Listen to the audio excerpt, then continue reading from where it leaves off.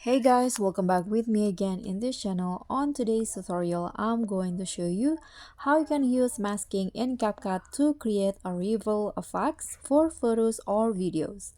So here I'm going to show you how I'm using a photo and I've already added into CapCut, and after that you can just go to mask. Here select the mirror option and let's rotate it diagonally like this. Okay, I'm going to adjust the size and add some feather effect. You can go to adjust, or you can just drag the arrow in here like this. I'm going to just click on feather and add it a little bit. Now add a keyframe and go to the end of the video, add a keyframe again, and let's open the masking. So just drag it like this. Okay, now click on the check icon and this will be the refill effect.